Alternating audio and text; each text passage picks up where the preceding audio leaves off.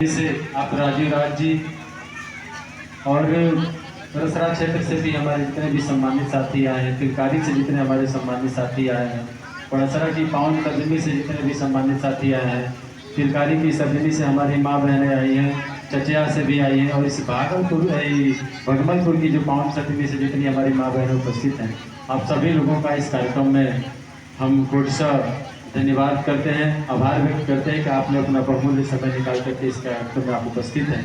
साथियों, यह जो कार्यक्रम है, यह कार्यक्रम दीक्षा दिवस है, जो बाबा साहब अम्बेडकर ने 14 अक्टूबर 1956 को नागपुर की सरजमी पे जो दीक्षा लिए थे बौद्ध धर्म की, उसी परिप्रेक्ष्य में यह कार्यक्रम रखा गया। आखिर बाबा साहब अम्बेडकर बौद्ध धर्म की दीक्षा क्यों लिए, हम पॉइंट पे चलते हैं जिसके लिए यह कार्यक्रम रखा गया, हम उसकी बात करेंगे। बाबा साहब अम्बेडकर ने 14 अक्टूबर 1956 में नागपुर में ही दीक्षा क्यों ली, यह विचार करने वाली बात है कि बाबा साहब दीक्षा तो लिए, लेकिन बाबा साहब अम्बेडकर नागपुर में ही दीक्षा क्यों लिए। साथियों, बाबा साहब अम्बेडकर 1935 से लेकर के 14 अक्टूबर 1956 के बीच का जो 21 साल का अंतराल है, 21 वर्षों तक बाबा साहब अम्बेडकर ने सभी धर्मों का गहनता से अध्ययन किया। वो कुरान भी पढ़े, बाबा साहब बहुत विद्वान आदमी थे, कुरान भी पढ़े, बाइबल भी पढ़े, सिख धर्म की जो किताबें आती हैं गुरबाणी वो भी पढ़े, सब कुछ पढ़ा। बाबा साहब ने 21 वर्षों का समय लगाया केवल सभी धर्मों के अध्ययन करने में, और कहीं न कहीं सभी धर्मों में अंधविश्वास है, कहीं न कहीं सभी धर्मों में अंधविश्वास व्याप्त है। आप बुरा मत मानिएगा, हम किसी धर्म की आलोचना नहीं कर रहे हैं, लेकिन कुछ सच्चाइयाँ हैं जो मैं आपके सामने रख रहा हूँ। बाबा साहब ने सभी धर्मों का अध्ययन किया, और अध्ययन करने के बाद ये पता चला कि ये जो धर्म है महात्मा बुद्ध का, इसमें समता मूलक समाज की बात है, इसमें समरसता है, इसमें कोई भेदभाव नहीं है, इसमें ऊंच नीच नहीं है, जातिवाद नहीं है। अन्य धर्मों में हम आज देखते हैं, मैं खुद अनुभव करता हूँ, कहीं ना कहीं हर धर्मों में कुछ न कुछ अंधविश्वास है, लेकिन बाबा साहब अम्बेडकर ने नागपुर में, चूँकि नागवंशी जो बहुजन समाज से आते हैं, वहाँ हमारी संख्या सबसे ज़्यादा थी, वहाँ SC ST OBC में सबसे ज़्यादा अनुसूचित जाति के लोग वहाँ निवास करते हैं, और उस जगह को बाबा साहब ने चयन इसलिए किया कि वह बहुत ही जागरूक क्षेत्र था। बाबा साहब वहाँ बहुत कार्यक्रम भी करते थे, और वो क्षेत्र थोड़ा सा लोकलिटी में था, और लोगों की भीड़ भी इकट्ठी हो गई अच्छी खासी, और लगभग 10 लाख अनुयायियों के साथ बाबा साहब ने दीक्षा लिया था, लगभग 10 लाख, कुछ लोग 5 लाख बताते हैं, लेकिन बाबा साहब ने जब पहले दिन दीक्षा लिया था 14 अक्टूबर को, तो उस दिन लगभग 5 लाख लोगों की संख्या थी। फिर लोगों ने कहा कि बाबा साहब हम भी दीक्षा लेंगे, तो फिर एक दिन और कार्यक्रम चला था, लेकिन ये कोई बताते नहीं है कि कार्यक्रम 2 दिनों तक चला था, और लगभग 10 लाख लोगों ने धम्म की दीक्षा लिया। एक अकेला व्यक्ति, सोचिए कि एक अकेला व्यक्ति 10 लाख लोगों को दीक्षित कर सकता है, लेकिन वो 10 लाख लोग जो 1956 में दीक्षित हुए थे, उन्होंने अपने समाज को दीक्षित क्यों नहीं किया। इकलौता व्यक्ति 10 लाख लोगों को दीक्षित किया, लेकिन 10 लाख लोग कहाँ चले गए। सम्मानित साथियों, बाबा साहब अम्बेडकर बहुत दुखी थे इस समाज से। वो जब दीक्षा लेने से पहले बाबा साहब को अपने लोगों पे बहुत भरोसा था। बाबा साहब अम्बेडकर ने अपने समाज के 31 नौजवान साथियों को इंग्लैंड भेजा पढ़ने के लिए। दीक्षा तो बाद में लिए, लेकिन उन्होंने सबसे पहले एक 16 लड़कों का बैच और एक 15 लड़कों का बैच इंग्लैंड भेजा, इस विश्वास के साथ कि मैं इकलौता विदेश से पढ़ करके आया, ऊंची डिग्री लिया, और यहाँ आने के बाद मैं अपने समाज के लिए इतना काम करता हूँ, तो जब ये 31 लोग विदेश से पढ़ के आएंगे तो मेरा बोझ कुछ हल्का हो जाएगा, ये लोग समाज के लिए काम करेंगे। और वो लोग गए भी। बाबा साहब स्कॉलर बेस पे एडमिशन करवाए थे, स्कॉलरशिप बेस पे वो लोग गए। जाने के बाद उन लोगों ने अच्छी शिक्षा भी लिया, और लेने के बाद कुछ लोग इंग्लैंड में ही नौकरी पा गए, और वो इंग्लैंड का ही रेजिडेंस हो गया, वहीं के निवासी भी हो गए। और कुछ लोग पढ़ के आए भारत में, तो यहाँ नौकरी पाने के बाद बीबीटीबी में मस्त हो गए और बाबा साहब के मिशन को भूल गए हो। तब बाबा साहब अम्बेडकर ने 18 मार्च 1956 को दीक्षा लेने से पहले आगरा के रामलीला मैदान में मंच पे रो दिए थे कि मेरे समाज के पढ़े लिखे लोगों ने मुझे धोखा दिया। सभी पढ़े लिखे लोगों को बाबा साहब अम्बेडकर ने नहीं कहा, वो लोग जिस पे विश्वास करके बाबा साहब अम्बेडकर ने विदेश भेजा था, वे लोग जो बाबा साहब को धोखा दे दिए। आने के बाद वो स्वतः अपने अपने जीवन में मस्त हो गए। इसी तरह बाबा साहब अम्बेडकर ने 14 अक्टूबर 1956 को जितने लोगों को दीक्षित किया था, दीक्षित करने का मतलब कि बाबा साहब अम्बेडकर ने एक रूल बनाया महात्मा बुद्ध की त्रिपिटक को पढ़ करके, और वो 22 प्रतिज्ञाएं बाबा साहब ने तैयार किया। असली अम्बेडकरवादी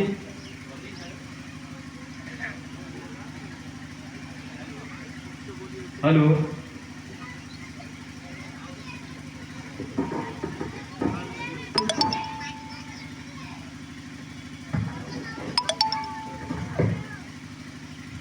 हेलो बाबा साहब अम्बेडकर ने जितने लोगों को दीक्षित किया, वो दीक्षित तो हो गए, लेकिन एक दूसरे को दीक्षित करने का काम नहीं किया। तब जाकर के यह समाज धम्म से भटकने लगा। 10 लाख संख्या होती है, किसी काम को अगर 10 लाख लोग मिलकर करते हैं तो बहुत बड़ी क्रांति हो जाएगी, लेकिन काम वही हुआ जो बाबा साहब जितने लोगों को विदेश पढ़ने के लिए भेज दिए, और वो जो पढ़ने के बाद नौकरी चाकरी पा करके बीबीटीबी में मस्त हो गए। सेम वही काम हुआ कि 10 लाख लोग दीक्षित होने के बाद अपने तक सीमित रह गए और यह धर्म का प्रचार प्रसार नहीं हो पाया। साथियों, हम निवेदन करते हैं, हमारी माँ बहनें यहाँ बैठी हैं, माँ बहनें जो आज हर क्षेत्र में काम कर रही हैं। अभी हमारे समाज की जो कुछ साल पहले टीना डाबी जो भारत में नंबर 1 IAS टॉपर थी, उसी की बहन अभी एक रिया डाबी नाम है, अभी उसका भी UPSC में सिलेक्शन हुआ है। हमारे समाज की जो हमारी माँ बहनें हैं आज सफल हो रही है, आज शिक्षा के बदौलत अच्छी नौकरियां पा रही हैं, सिविल सेवा में जा रही हैं, नेता भी बन रही है, मंत्री भी बन रही है। लेकिन क्या बनने के बाद आप बाबा साहब के मिशन को याद करते हैं? क्या आपके दिमाग में बाबा साहब की बातें चलती हैं कि आज बाबा साहब अम्बेडकर शायद इस देश में नहीं होते तो हमको इस मंच पे बोलने का अधिकार नहीं होता, आपको यहाँ बैठ करके सुनने का अधिकार नहीं होता? क्योंकि बाबा साहब अम्बेडकर के दीक्षा लेने के पहले जो सनातनी परंपरा लागू थी मनुस्मृति में ये नियम है कि हम चौराहे पे खुले मंच से हम नहीं बोल सकते हैं, नहीं तो हमारी जिह्वा काट ली जाएगी। हम किसी की बात को सुन नहीं सकते हैं, नहीं तो हमारे कान में शीशा पिघलाकर डाल दिया जाता है। ये सब व्यवस्था थी। इस व्यवस्था से जो 2200 वर्षों का जो इतिहास रहा है जो उत्पीड़न का, उसे बाबा साहब अम्बेडकर ने 22 प्रतिज्ञाएं दे करके हमको बाहर निकाला। लेकिन कितने लोग हैं जो बाबा साहब की 22 प्रतिज्ञाओं का पालन करते हैं? हम मंच से लेकर के और घर तक किसी भी कार्यक्रम में या किसी से भी संबोधन में हम बोलते हैं कि जय भीम साथियों, लेकिन बाबा साहब अम्बेडकर का मतलब क्या है आप जानते हैं? आज भी हम बहुत सारी बातें करते हैं, लेकिन करने के बाद भी उसी परंपरा में उलझे हुए हैं। हम बाबा साहब अम्बेडकर को मानते हैं तो बाबा साहब अम्बेडकर की बातों को क्यों नहीं मानते हैं? बाबा साहब अम्बेडकर ने जितना झेला है, बाबा साहब अम्बेडकर अकेले में रोते भी थे। आप उनकी जीवनी को पढ़ेंगे तो रोंगटे खड़े हो जाएंगे। बाबा साहब अम्बेडकर कई दिन तक बिना खाए रहते थे। यहाँ तक कि आज तो हम लोग को अच्छे कपड़े मिल जाते हैं और मान लीजिए कि सबके पास गाड़ियाँ हैं, समय से हम कहीं पढ़ाई करते हैं तो घर से पैसा भी मिल जाता है। लेकिन बाबा साहब अम्बेडकर को समय से न पैसे मिलते थे, न समय से कपड़ा मिलता था। लेकिन उस अभाव की ज़िंदगी में भी बाबा साहब अम्बेडकर ने अपने समाज की सामाजिक विचारधारा की जो लड़ाई थी उसको बंद नहीं किया। साथियों, एक जब हम बाबा साहब की जीवनी पढ़ते हैं, उसमें बाबा साहब अम्बेडकर ने लिखा है अपने शब्दों में कि एक बार जब उनका बच्चा मर जाता है, हर लोग इस मंच से इस बात को बोलते हैं, जब उनका बच्चा राजरतन मर जाता है तो उनके जो बड़े भाई हैं वो आके कहते हैं कि भीम तू कहाँ जा रहा है, तेरा बच्चा मर गया।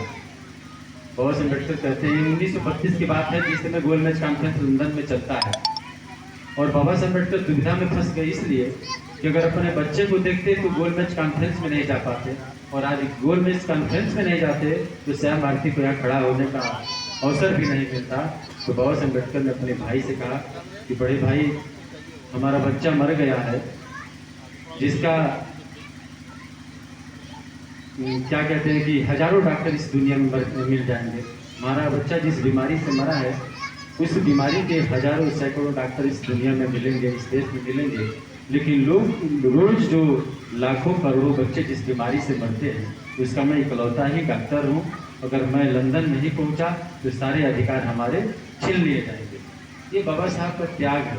आज अगर हम कहीं शुभ मुहूर्त काम करते हैं, कोई घर में मर जाता है तो हम उस काम को बंद कर देते हैं, लेकिन बाबा साहब अम्बेडकर के अंदर इस तरह की विचारधारा नहीं थी। उनको ये था कि जिस काम से लाखों करोड़ों लोगों को फायदा मिल रहा है, पहले मैं वो काम करूँगा। मरना जीना तो जीवन में लगा है। बुद्ध ने कहा कि जन्म लेना ही दुख है।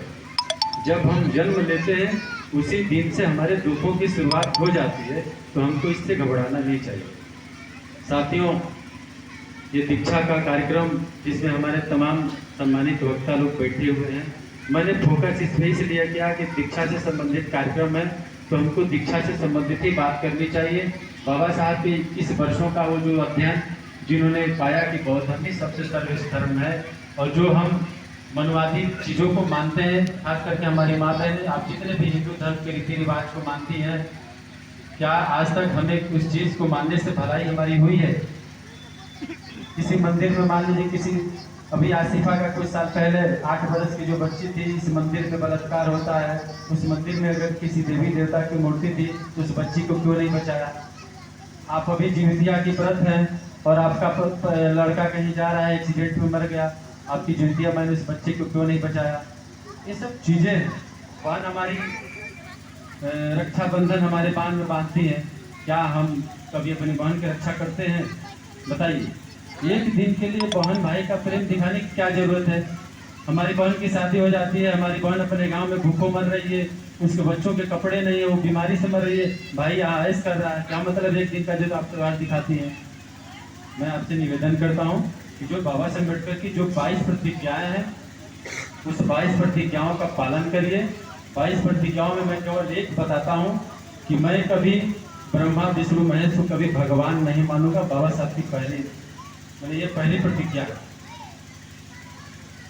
और भी बहुत सारी बातें हैं जो हमारे नौजवान साथी बताएंगे, लेकिन आपसे मेरा विनम्र ही निवेदन है कि हमारे समाज के लोग जो समाज में काम कर रहे हैं, जो समाज को दिशा देने का काम करें, उनकी बातों को सुने। कहीं ना कहीं सभी हमारे साथी इस कार्यक्रम को आगे बढ़ाने में लगे हुए हैं, और हम लोग जब तक जीवित रहेंगे, जब तक हमारी सांसें चल रही है, हम बाबा साहब अम्बेडकर के नियमों का पालन करते हुए समाज हित में हम लोग काम करने का काम करेंगे। मन में कोई ऐसी चीज़ नहीं चल रही है तो हम समाज के साथ नहीं रहेंगे। हम जहाँ भी रहेंगे हम समाज के लिए काम करेंगे। बाबा साहब के हम रेडी हैं, और बाबा साहब की बातें, एक बात मैं आजीवन कभी अपने दिमाग से निकालूंगा नहीं, और यही कारण है कि आज हम जिला पंचायत हैं।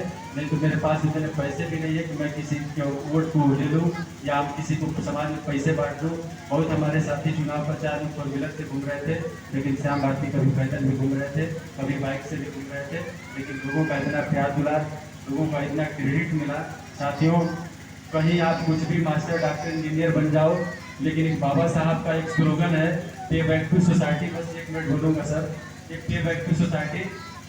आप उसमें काम करने का काम करें। पे बैक टू सोसाइटी का मतलब कि आप डॉक्टर इंजीनियर मास्टर मंत्री कुछ भी बन जाते हैं, लेकिन उस समाज को जरूर मजबूत बनाए जिस समाज से आप निकले।